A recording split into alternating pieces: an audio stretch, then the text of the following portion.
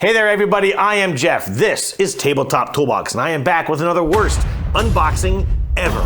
Now, what does that, hang on. Now, what does that mean exactly? Well, relax. This has nothing to do with the game itself. You see, in most unboxing videos, someone is showing you a game for the first time, and you and they really have no experience with the components in that box. But in the video that you are about to see, I have already opened this game. I have already organized this game, and I have even played this game, which means I can give you a little bit more insight into what those components do and how they interact with each other. Now, this isn't a review. I'm not here to tell you what I think. I may share some of my initial opinions, but other than that, I am just showing you what's in this box to give you a little bit more of an idea if it's something you'd like to look into. So with all that being said, let's lift the lid.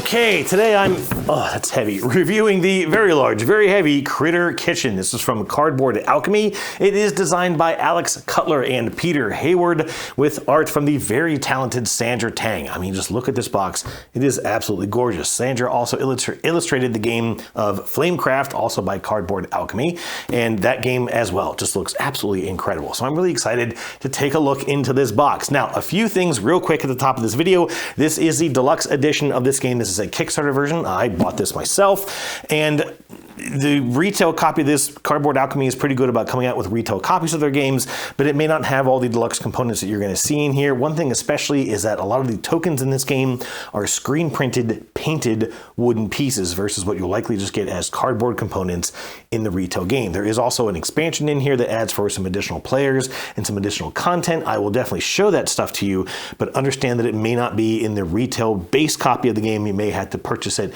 as a separate expansion. One last thing to mention, again, this is a very big and heavy box. I do have an overhead camera here, and I've got it set to autofocus to hopefully kind of adapt to the depth of this box as I'm pulling things out. Hopefully that works.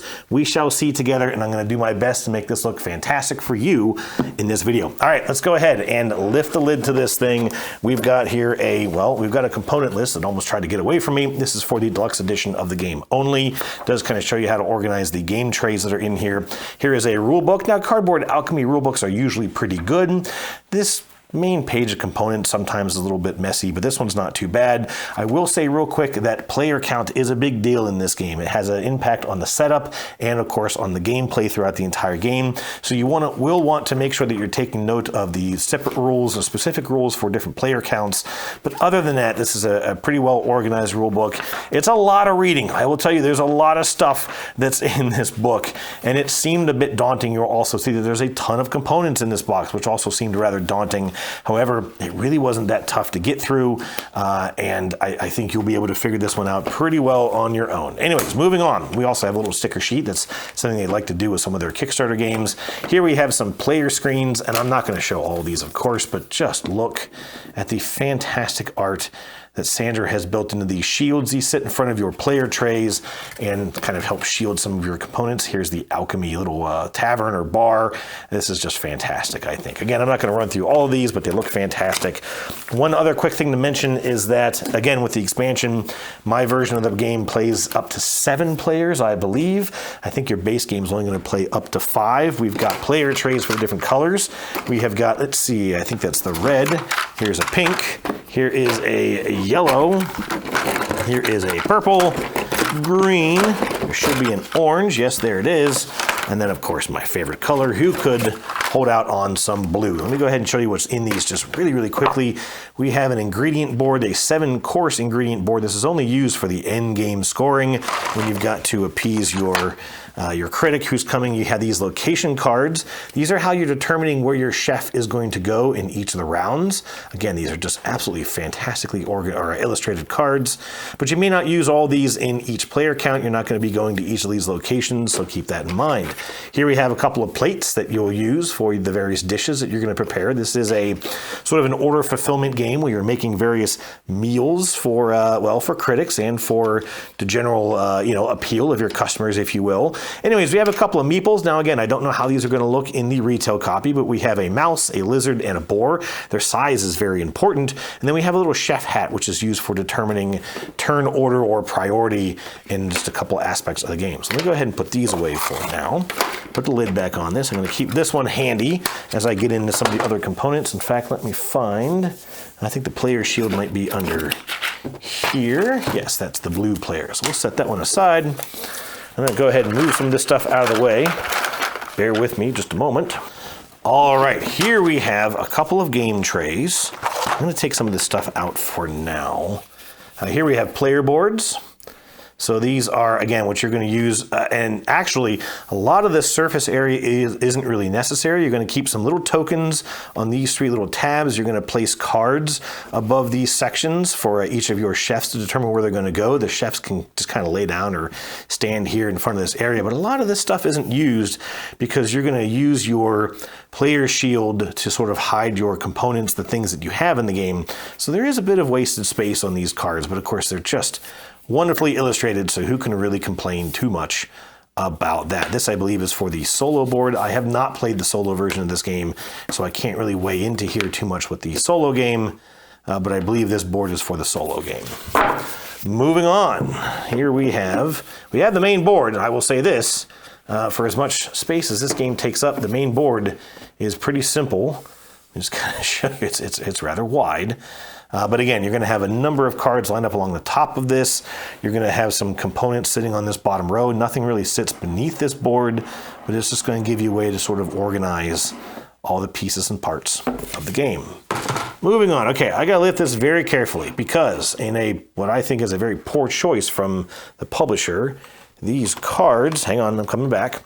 These cards aren't held in place with any kind of trim or edging, so they can just slide right out of here. Not the best choice, I don't think, game trays. But we have here are these, I believe, these are your restaurateur cards, and they're named after some very well-known chefs. So here's Falcon Brown, Alton Brown, Guy Fieri is in here, Anthony Bourdain, Gordon Ramsay.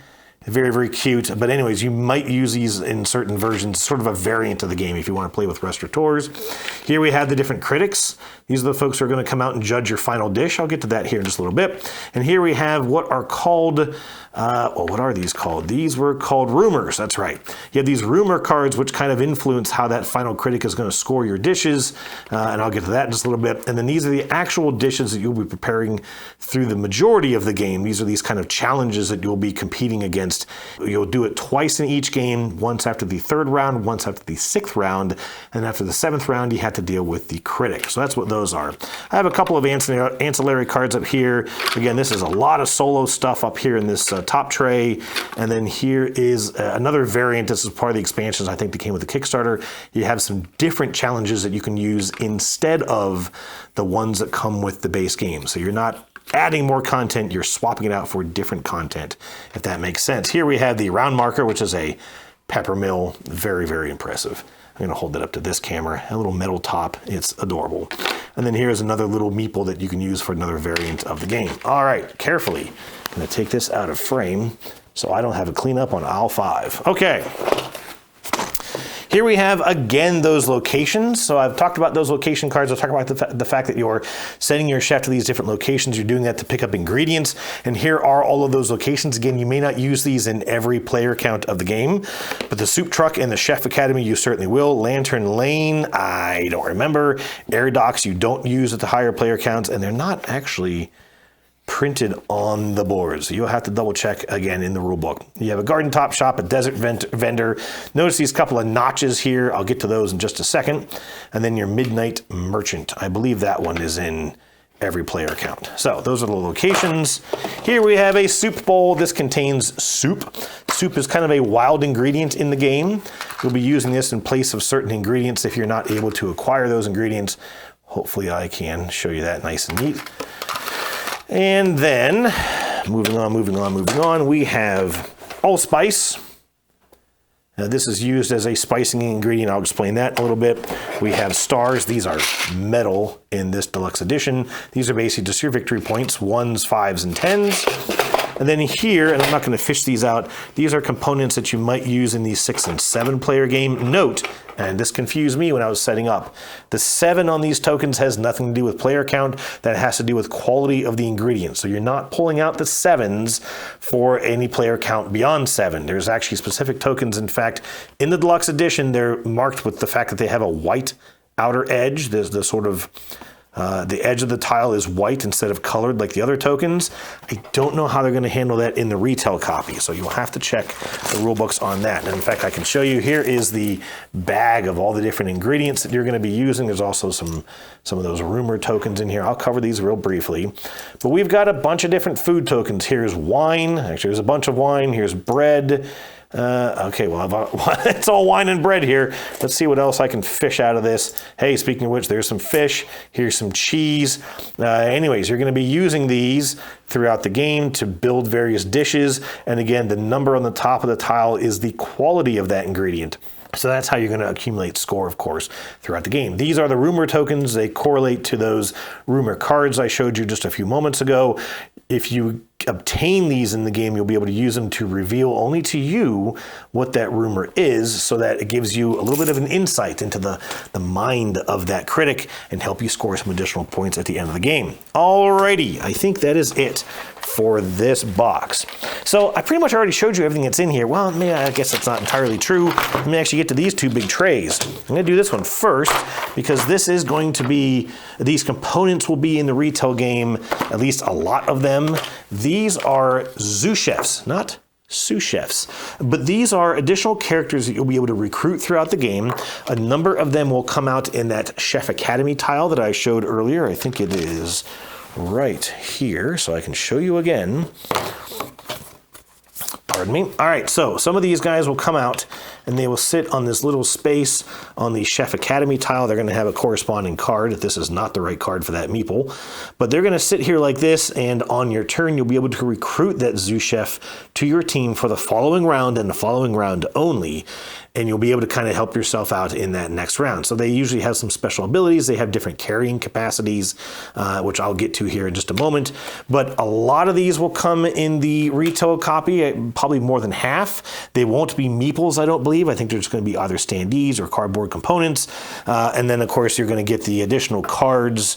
If you get those other components in an expansion, you'll get the corresponding cards. This just doesn't fit in another tray, so I'll get to this in just a second. But anyways, these are all your zoo chefs and their various, in this case, screen-printed meeples. All right, let's jump over to the next tray. This is all expansion content. I want to be very, very clear about that. Everything that you're going to see here is part of this. I believe it's called the a la carte expansion. In fact, I don't know what I do with my rulebook. My rulebook for the a la carte expansion appears to be missing. It might be over in the other building, but it's a thinner rulebook, a smaller rulebook that just kind of shows you how these different expansions work. And I've read it. Very, very simple rulebook to get through. Anyways, all of these components are going to have to do with this a la carte expansion. So let me get these cards out of the way, and I'll kind of give you a brief example. So here's the Garden Top Shop. I believe that this comes out in all the different player counts, and you'll notice now that these tokens fit nice and neatly into the bottom of these tiles. And this is kind of like a little street vendor, a little street cart that has pulled up in front of this location and may give you some additional options. Now, there's a lot of stuff here, and I'll tell you, don't be overwhelmed by it looking at it here on the screen, because you're only going to use some of this with each of these expansions. You're only ever going to get 2 or 3 of these tiles that come out. You actually decide which tiles come out by shuffling and drawing randomly these cards, and they'll tell you which tile to reveal, and then the card will tell you which components you need for each of those a la carte tiles and pieces. So again, you're not going to use a lot of this with each of the different playthroughs that you have with the game. It means that you've got a ton of variety, which is great. However, it just looks a little daunting when you first get all this stuff out, especially organizing all this stuff in this tray was quite a bit of a headache. And as I said, this last little pie piece doesn't fit in here because they're spinners. I don't even know what these do. I actually have not gotten to play with this expansion yet, but it just doesn't quite fit in there. So let's split this deck back in half. Let's put this back in here. And the lid back on, and I'll have to put that pie away separately. All right, I've ended up with quite a mess on my table, and in fact, I will say that setting up this game took some effort. There's a lot of stuff here. There's a lot of things to organize and get through, and it does take up a decent amount of table space, especially given the width of this board. So I'm going to continue to keep cleaning up here. I'm not going to get super deep into the rules. I'm not really going to give you my much in the way of thoughts or opinions on this game. I do just want to kind of show you how this works. So let me get out the board. I don't think this is all going to fit on my overhead. Actually, it does. Look at that. Okay, so there is the board. I'm going to grab the blue player's token. I'm not going to put the screen in front of it for obvious reasons, but let me go ahead and get some of this stuff out. Just again, I want to show you how this game works. As you can see, a lot of space. This takes up quite a lot of space because I'm already running a little shy on room here. So I'm going to put these cards out like this. Again, this is not a setup necessarily instruction. You're going to randomly pick one of these cards. Let's just go like this. That'll be our food critic, the tree shrew. Then we're going to have a couple of these rumor cards, and I'll put these out face down just for effect. So this is something of kind of a mid-game setup. Basically, each of these cards is actually going to start out face down. So in this point, we're technically at the end of round 3, or into round 3. We can see 3 of our challenge ingredients. Our round token would be here, and we'd be getting ready to go into a challenge round. I'm a little crooked here on camera, apologies. All right, I think that's pretty good. And then you're going to have these location tiles, as I had illustrated, sort of lined up here underneath. Again, I'm not going to get all of these out. The soup truck would go over here. So we would have something kind of like this. All right, and I'm not going to set the expansion stuff out since I'm already a little pressed for space. What you're going to do on your turn, very simply, is you're trying to go out and collect ingredients. So you're going to be pulling ingredients from this bag here and sort of putting them out onto these various locations. You're going to have food. You're going to have spices, which double the value of that food. And you may have these rumor tokens. Here's one that I'll just kind of get out as well. And you're going to be trying to draft these components to make some of the dishes shown up here. So for this one, for example, you just need bread, fish, and cheese. So I'm going to be trying to collect bread, fish, and cheese to get that ingredient made. To do that, I'm going to be putting out my chefs and determining which locations that I want to go to. Again, I'm only going to be able to use locations based on which ones are available in my current game based on the current number of players. So I'm going to do something like that. I'm going to move this tray out of the way. Again, you don't need this until end game, so I'm going to get it out of the way. So if I want to go to the garden top shop and I really want to grab this mushroom, which may be useful because it's here on the Tasty Tapas challenge, and I really want that mushroom. I want to make sure that no one else gets that mushroom. So what I might do is I might send my mouse to the garden top shop. So in my personal play space, I'm going to put the garden top shop card above my mouse location. And we're going to do that secretly. I'm going to put this card face down so no one knows where I want to go to, and then we'll simultaneously reveal all of our cards and assign our chef to the appropriate space of that location. So here I've put my mouse at the garden top shop corresponding to that card. Once we've placed all of our meeples out, we've all determined where we're going to go, you're then going to start in sort of a priority order going through each of those locations. So the mice always get to go first. So if I was the only mouse here at the garden top shop, I would get to pick these ingredients, but the mouse can only carry one thing. So I may take that mushroom tile and place it behind my screen in my player area. If there are multiple players with the same size of chef, then they're going to refer to this priority track here on the main board. And this is probably a little bit difficult to see here on the screen, but there's kind of an arrow and it actually tells you that the rightmost piece has priority. So you're going to look to see whose piece is further to the right. They will get to take the first token, but then they're going to slide all the way to the left of that track, and they will then have least priority, at least for the next couple of rounds, until they make their way back to the right side of that track. That's basically it in a nutshell. You're going to be using, like I said, your mouse to pick up one thing, but they get to go very quickly. The lizard can only carry 2 things and gets there a little slower. The boar can carry 3 things, but is the last person, the last chef, to show up at each of these locations. As things get taken, things that are left over, you kind of resolve this entire track left to right. So as things get taken, if there's anything left behind, it gets pushed down to the Chef Academy. When you get to the Chef Academy space, a player may get to select the Zoo Chef that might still be there. They might get to take any residual tokens left over from earlier locations. And then anything that might still be left by the end of that round gets pushed down here to the soup truck. And at the soup truck, you can either take any ingredients that were left over from the previous round, usually the type of junk that might get tossed into a soup, or you can take a soup token, which acts as a wild for any of these ingredients that you might need. But if you didn't quite notice earlier in this clip, it's only a level 1 ingredient. It's the lowest value ingredient that you can get, but it helps you to at least round out one of the things that you might need to get these ingredients, get these challenges complete. As you go through, like I said, you're going to do a challenge at the end of round 3. You have to try and prepare one of each dish. Then these cards kind of more or less go away when you get to at the end of round 6. These 3 cards will be revealed, and you'll have another set of challenges to work towards, a new set of dishes to work towards. I'll mention that there's only 7 cards in the game, so you're going to see a lot of the same stuff from game to game until you get down to this part of the board. So you've got a lot of different critics to work towards. They want to see a 7-course dish using one ingredient of every type, but you can use spices to double the value of those ingredients.